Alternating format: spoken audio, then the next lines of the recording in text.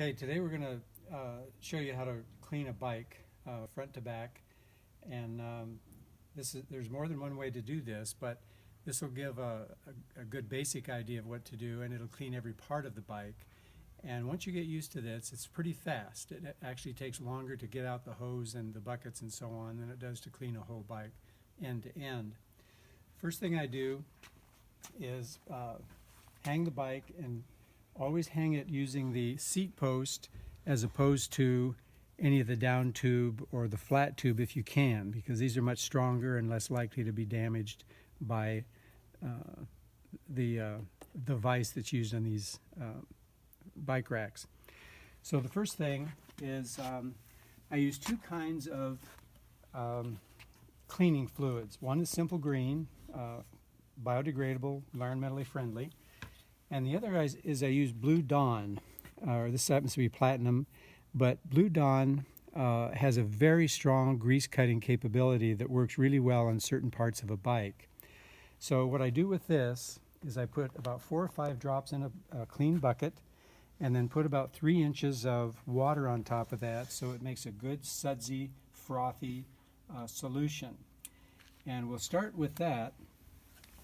Actually, we'll start with the simple green, and I start with turning the crank backwards, and make sure you get a fairly even amount of simple green on the chain and the cassette. Then each of the pivot points in your derailleur, you can be pretty generous about this, and don't worry too much about getting this spilled on your patio or concrete. It hoses off completely when we're done. You don't have to worry about any residue buildup or anything like that. So I do the brakes, the pedals. If you have these happen to be Shimano SPD pedals. The back part of the pedal where the shoe fits in, where the cleat fits in, can get kind of grimy from road dirt, and a little simple green in there will start to loosen things up. Now, the brake tracks, these happen to be aluminum brake tracks on these wheels that we have carbon fiber today, which is a fabulous kind of wheel, but the principal cause of wear on the brake tracks of an aluminum wheel is dirt that gets between the brake pad and the wheel surface.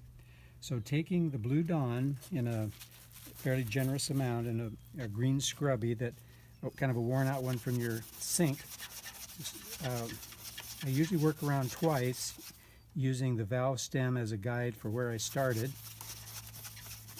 And this will get all of the, if there's a buildup of grease or grime or whatever, this stuff will take it off easily, quickly, without damaging the braking surface of the bike.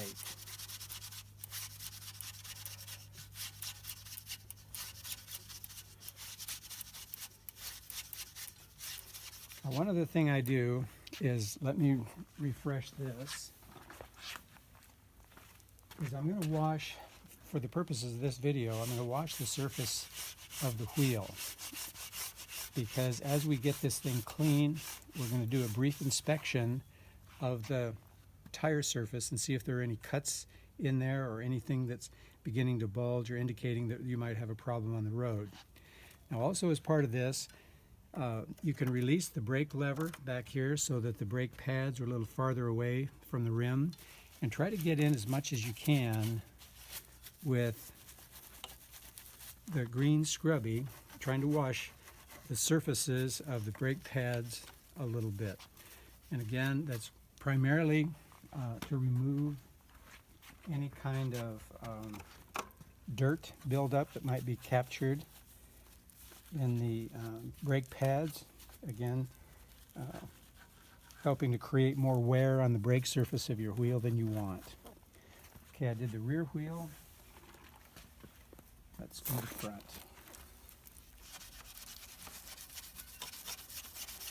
And when you have a clean rim like this and clean brake pads, you'll get a much more effective, rapid stop.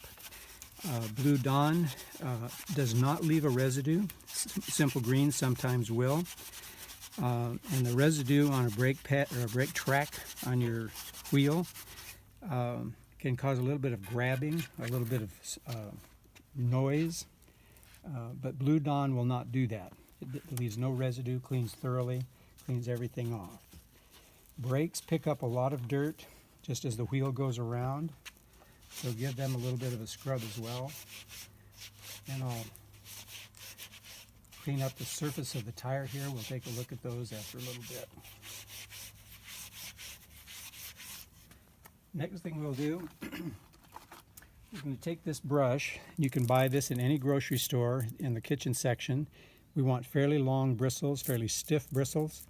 We'll come back to the cassette, turning the bike backwards, and try to get down into the grooves of the cassette with this brush. Again, we're trying to remove dirt, any particles there that may cause some additional wear on the chain. Same thing on the front. You can downshift into the smaller chain ring.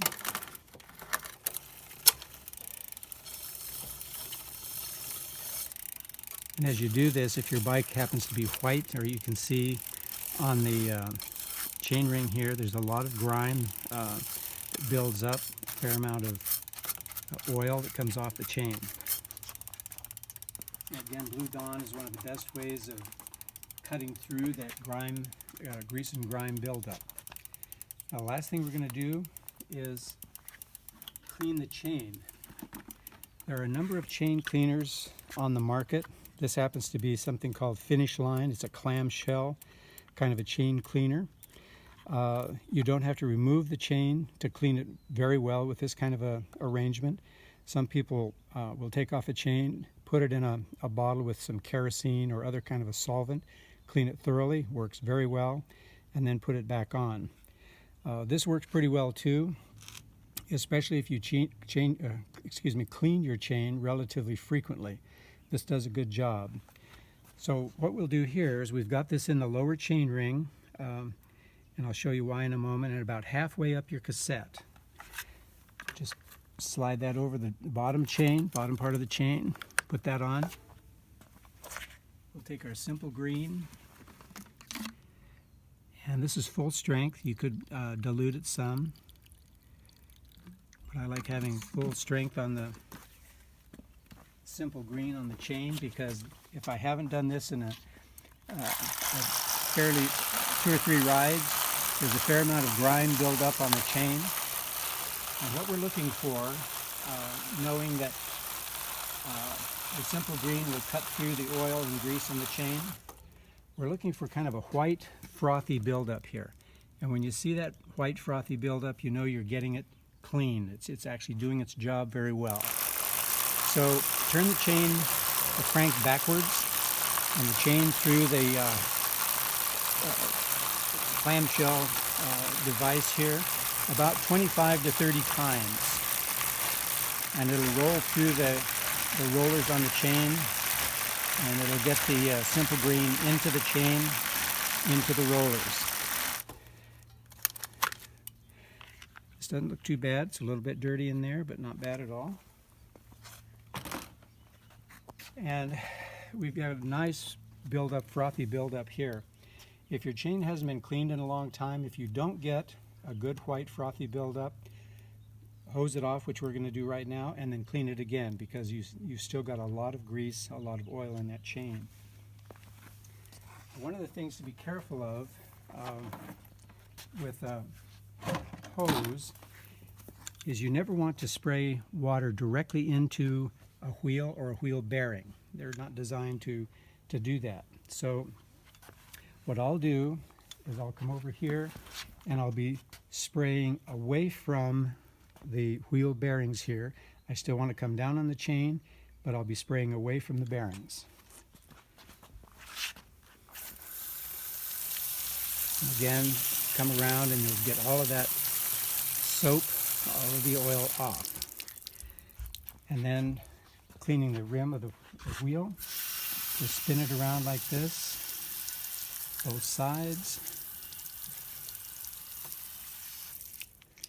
And then if you have a nozzle for your hose that has a flat setting, you can get a little bit better cleaning in some of the tight spots of your derailleur.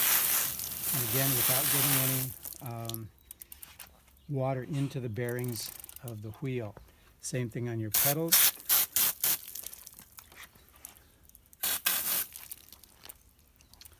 Front wheel, same thing.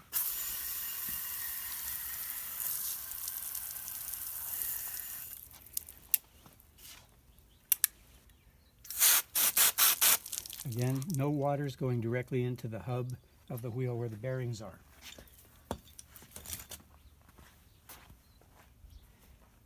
Now let's get a towel. This happens to be a nice clean towel. It won't be for very long. Don't use towels that are important to have in the bathroom or the kitchen, because these are going to get greasy and they'll never look the same. But dry off the rim and then dry off the tire a little bit. Now what we want to do, get this a little drier than it was, and just slowly move the tire around, and what we're looking for are any kind of cuts that may indicate a weakening part of the tread. This one actually looks pretty good. There's a few little marks here, but nothing opening up that would suggest a problem.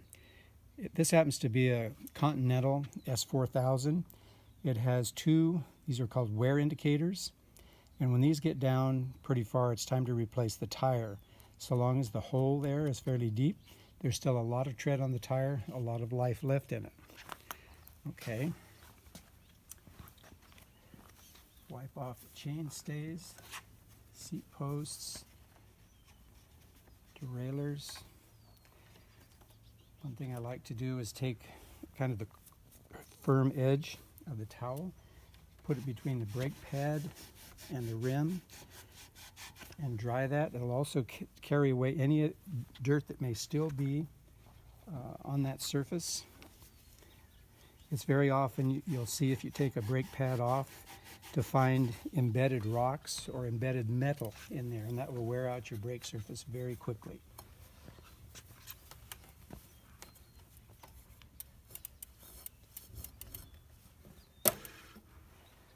I'll shift back into the large chain ring because my next step will need that. Before I do the front wheel, I'll dry off the chain. And again, you can run this through maybe a dozen times and look at the chain. This happens to be a little dirtier than I'm used to seeing. It's still fairly good, but when you do a thorough cleaning with the chain cleaner, all you'll get here is water. You won't get any black residuals from the oil in the chain. Now the last thing is grab these little wheels, your derailleur wheels, and squeeze them briefly, lightly, and run the chain through. What you'll get, those things pick up an enormous amount of dirt. So you're seeing the blackness that's coming off these little jockey wheels or pulley wheels. Now I'll do the front wheel, same drill. Just run through the towel, drying off the brake surface and the tire.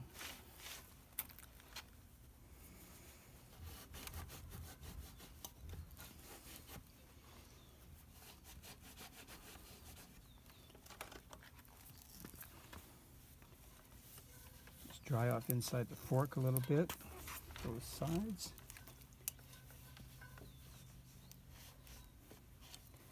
Now because of the way the tire turns, it comes this way, it carries with it a fair amount of dirt. So up around the headset here, you'll often see a lot of dust and dirt build up, so give that a good rub.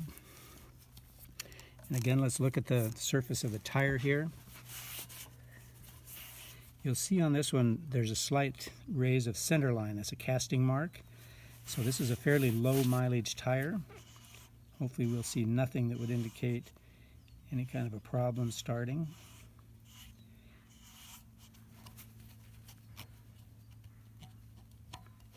No, that's actually something we picked up on the road. The two wear indicators on this one are quite deep, indicating again a fairly new tire, very healthy tire. It's going to last a long time.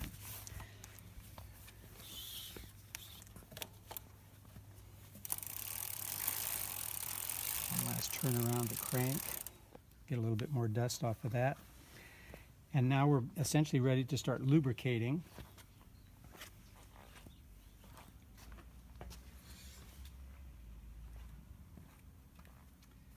What I use to lubricate the derailleurs and the brakes and the pedals is something called Tri-Flow.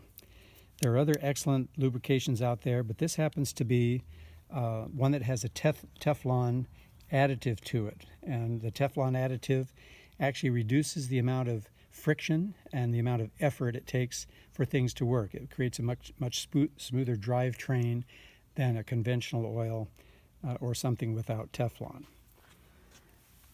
So because it has Teflon in it, we'll shake it, get that stuff into suspension. And with the pedal, put it in a few drops in here, turn back here on each of these little points where the rear part of the pedal actually moves. So this will lubricate those and it'll make it easier to get in and out of the pedal. Turn this one around, do the same thing. Other pedals have lubrication points as well. They may look a little different than this, but functionally they're going to be the same. Now this is a rear derailleur. I put a little bit in this is an adjustment knob. Ordinarily this never needs to be touched unless your chain is not moving up smoothly as you shift. But on most derailleurs, this happens to be a Shimano, on most of them there are 8 pivot points.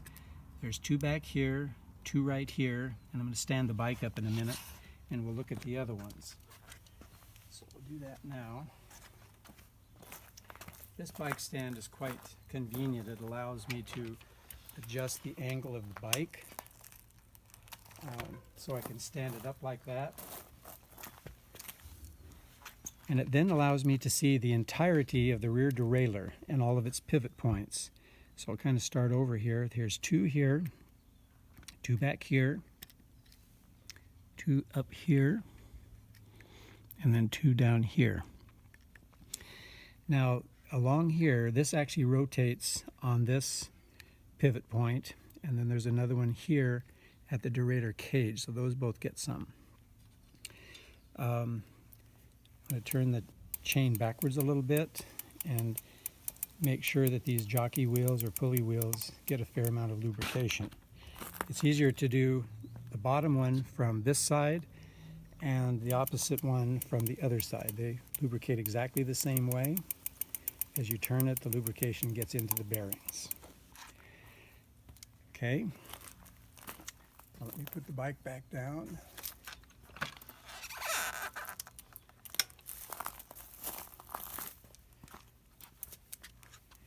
The brakes, these brakes have a couple of pivot points, and you want to put just a drop. It doesn't take much. And these will work fine. Same thing in the front. These happen to be identical, front to rear. Some are not. Some are constructed a little bit differently, depending on whether they're called a direct mount or the single mount that we have on this. And then let's look at the front derailleur. It has 1, 2, 3, 4 opposite, and then up here 5 and 6 pivot points. And that's for that.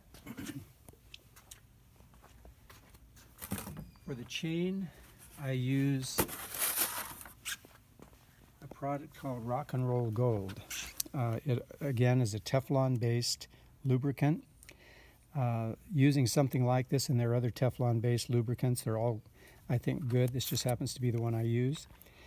They actually reduce the amount of energy it takes to pedal the bike. And if you're into racing or long distance riding, that can make a big difference over time. It also will reduce the amount of wear on your chain ring components. Those are the expensive things on the bike to replace. So using this kind of a lubricant, Teflon based, will help keep everything in perfect working order for a long, long time.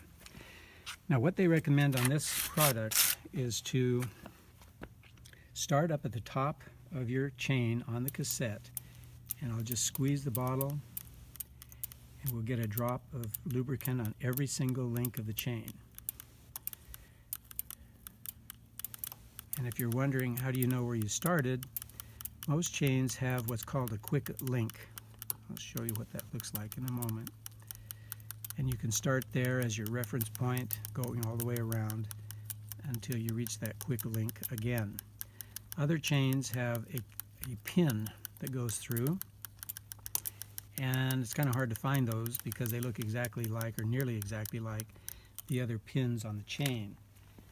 But even if you lubricate too much, that's better than not enough. So let me go backwards a little bit and we'll locate that quick link or master link.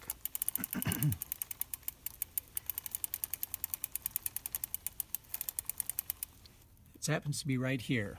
This is a unit that it has two halves that go between the back and the front half of the chain, and they link together and you pull them tight and it operates just like another link on the chain. That's how you actually affix the chain onto a bike, is with something like that.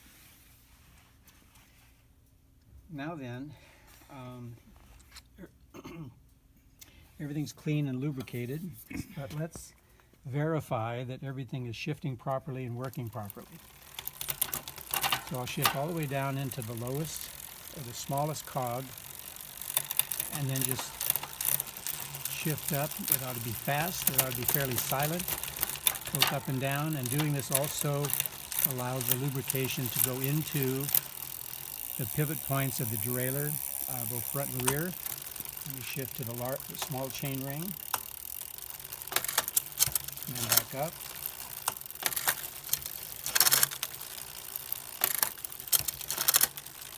Okay.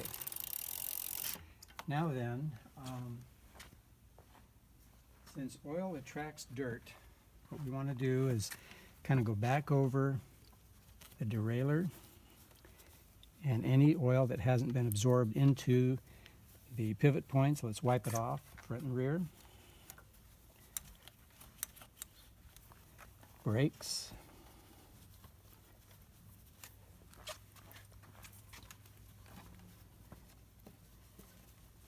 And we'll also take a moment to do this joint on the pedal, right next to the crank arm. Usually there's a dirt buildup there, and the oil will help free it up, but also lubricate for your next ride. But this will take off any dirt that happened to have been captured by that joint.